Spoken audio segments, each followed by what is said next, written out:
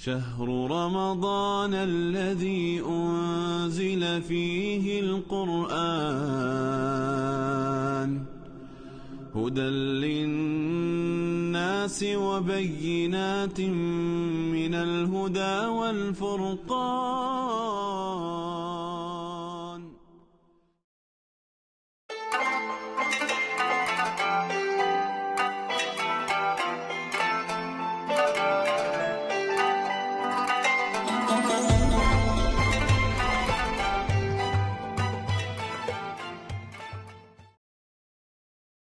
Bismillahirrahmanirrahim. Assalamualaikum warahmatullahi wabarakatuh. Alhamdulillah wassalatu wassalamu ala nabiyina Muhammadin wa ala alihi wa ashabihi ajmain. Wa qala Allah ta'ala fil Qur'anil Karim, ya ayyuhalladzina amanu kutiba alaikumus syiyam kama kutiba alal ladzina min qablikum la'allakum tattaqun. Al-ayah. Sahabat marhaban yang dirahmati Allah, syukur alhamdulillah kita panjatkan kehadirat Allah SWT, di mana pada saat ini kita bisa bermuajahah, berjumpa lewat kegiatan marhaban Ramadan yang diinisiasi oleh PCIA Malaysia. Terima kasih atas inisiatifnya yang sangat kreatif dan berkemajuan, ya, sehingga kita bisa saling menyapa antar sesama mubalighah Aisyah sedunia, ya. Pada kali ini, kesempatan kali ini, saya akan menyampaikan tentang bagaimana kita berpikir positif di bulan Ramadan. Sahabat marhaba yang dirahmati Allah, puasa itu ternyata tujuannya adalah untuk personal, bukan komunal. Hal itu bisa kita pahami dari ayat Al-Baqarah 183 itu. Kutiba alaikumusiyam kama kutiba alal ladzina min qablikum la'allakum tattaqun. Kata-kata la'allakum tattaqun ini ternyata menunjukkan bahwa itu tujuan dari puasa adalah membuat seseorang menjadi bertakwa secara personal. Untuk membentuk seorang yang bisa bertakwa secara personal ini, maka memang dibutuhkan adanya berpikir positif agar puasa Ramadan ini kita terima secara positif dan kemudian membuat kita kuat untuk menjalankan puasa Ramadan secara maksimal. Dalam berpuasa itu ada dua makna ternyata. Yang pertama adalah puasa secara syar'i. Puasa secara syar'i itu adalah menjalankan puasa dengan meninggalkan semua yang dilarang di dalam puasa, ya. Misalnya kita menjaga untuk tidak makan, minum, kemudian berhubungan suami istri di siang hari atau di saat kita berpuasa sejak dari subuh sampai maghrib, gitu. Namun ada lagi makna puasa itu ternyata secara hakikat. Hakikat puasa adalah mensucikan diri, di mana kita tidak sekedar menjaga dari makan minum dan berhubungan suami istri pada siang di bulan Ramadan, namun juga kita harus menjaga dari maksiat-maksiat yang itu bisa mengotori hati kita. Nah, saudara-saudara sekalian, sahabat marhaban, bahwa berpuasa itu memang tidak sekedar mengubah pola makan, tapi juga mengubah pola pikir. Karena kekuatan puasa ternyata disebabkan atau ya diperoleh kekuatan seorang melakukan puasa itu adalah karena adanya pola pikir yang positif, sehingga kita akan merasa kuat berpuasa. Misalnya ketika kita punya pikiran bahwa wah, puasa bikin lemes, wah, puasa bikin dehidrasi, misalnya gitu, maka pola pikir itu nanti akan mempengaruhi sel-sel dari tubuh kita. Kita pun juga akan merasa lemes gitu, dan kemudian tidur-tiduran, malas untuk melakukan tadarus, melakukan pengajian dan sebagainya. Kita akan malas karena sudah dipengaruhi oleh pola pikir gitu. Nah, pola pikir. Tapi kalau kita merasa bahwa wah ini mumpung Ramadan, saya harus maksimal. Karena belum tentu loh, tahun depan saya ketemu Ramadan lagi. Mungkin ini adalah Ramadanku yang terakhir, sehingga aku harus maksimalkan Ramadan ini. Nah gitu. Nah ini juga akan nanti kita akan semangat dan akan ringan kita menjalankan puasa Ramadan. Apalagi puasa kalau di Indonesia itu kan sangat pendek ya dibanding misalnya kita di London ya. Teman-teman yang di London ini 19 jam puasa, kita maksimal paling 13 jam ya, itu sudah maksimal gitu, sehingga tidak selama teman-teman yang ada di negara Eropa gitu ya. Nah ini pola pikir. Nah pola pikir itu menjadi positif manakala kita juga punya asupan-asupan yang positif ya. Karena asupan yang positif itu akan menghasilkan berpikir yang positif ya. Asupan yang positif dari mana? Bisa dari perkataan, kita sering mendengarkan pengajian ya, kajian, kemudian juga dari perilaku ya, kita tidak nonton perilaku yang buruk, mungkin yang biasa kita tonton di medsos, begitu kita lihat ada perilaku yang buruk langsung kita ganti melihat yang lain misalnya gitu. Itu namanya asupan ya, karena asupan-asupan nanti akan mempengaruhi dari pola pikir kita, termasuk juga makanan-makanan yang kita makan ya. Nah kita selalu berpikir positif, alhamdulillah ya ada Ramadan gitu, karena di bulan Ramadan itu suatu bulan yang sangat dinanti-nanti oleh banyak umat Islam. Mengapa? Karena bulan itu penuh dengan kasih sayang Allah ya, penuh rahmat, kemudian penuh dengan berkah ya, banyak semua itu yang kita lakukan memberi berkah, dan kemudian penuh dengan ampunan. Nah, semua yang kita lakukan ibadah itu dilipat gandakan. Misalnya kita ngaji ya, hari biasa satu huruf itu kebaikannya adalah 10. Namun kalau itu di bulan Ramadan, oh itu berlipat.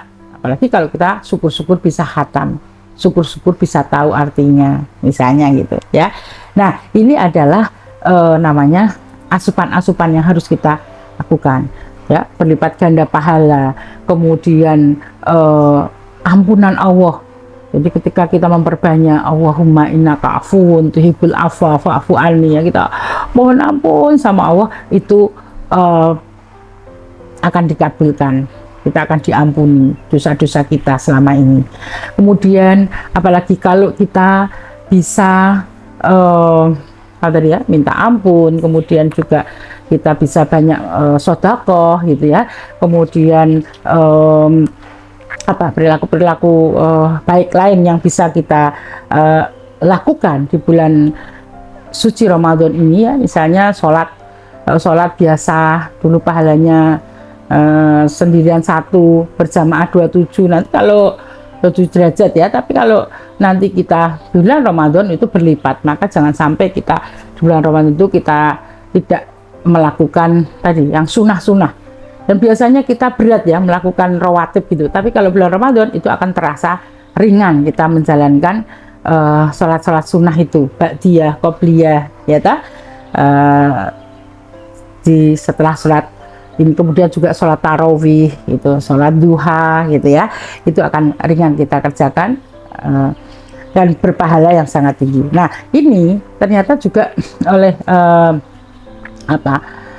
dalam buku tasawuf modern ya, punyanya Pak Hamka itu, Profesor Hamka itu dijelaskan seperti halnya kisah dari Raja Zulkarnain, Iskandar Zulkarnain.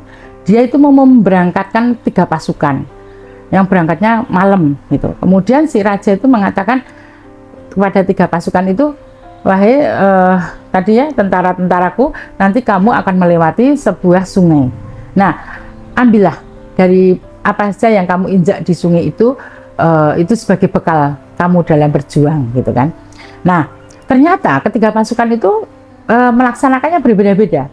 Pasukan yang pertama melewati sungai itu, kemudian dia menginjak batu, lalu dia pikir ngapain ngambil batu, apa gunanya batu gitu. Akhirnya dia nggak ngambil, dia langsung aja pergi, karena dia mikir bahwa batu kan berat gitu, nggak bawa, dia pergi. ya, melewati sungai begitu saja. Yang kedua, dia melewati dan menginjak batu lalu mengambil batu yang dia injak aja, dan dia ambil ya seperlunya, sedikit saja, yang penting saya sudah menjalankan perintah raja gitu. Nah, pasukan yang ketiga tidak seperti itu. Pasukan yang ketiga, mumpung lewat ini sungai, belum tentu saya besok bisa lewat sungai ini lagi, dan katanya barang yang dibawa ini bisa jadi bekal, maka diambil sebanyak-banyaknya. Ada batu, ada ranting-ranting pohon yang pada jatuh, itu diambil semua.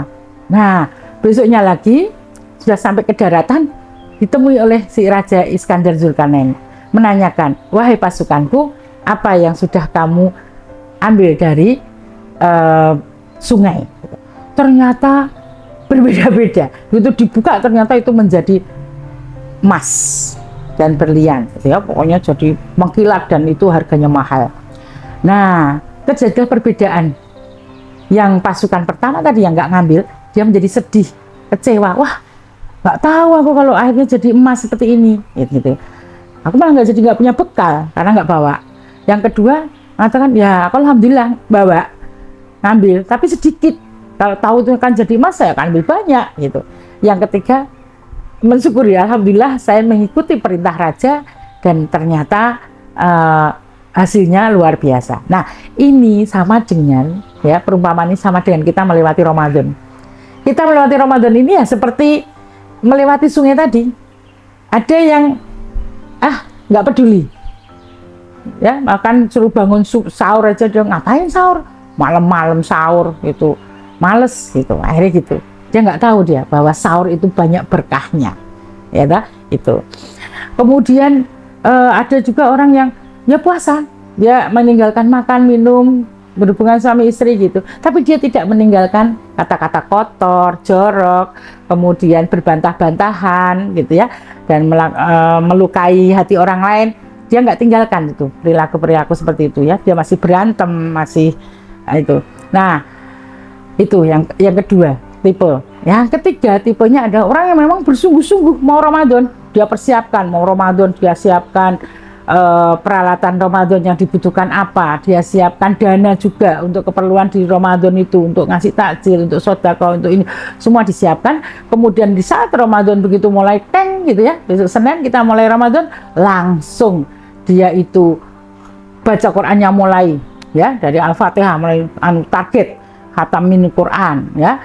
Kemudian pokoknya dia usahakan sholatnya nggak ada yang nggak ada yang sunahnya nggak ditinggalkan gitu ya. Kemudian setiap datang ke masjid selalu bawa uang untuk sedekah terus itu.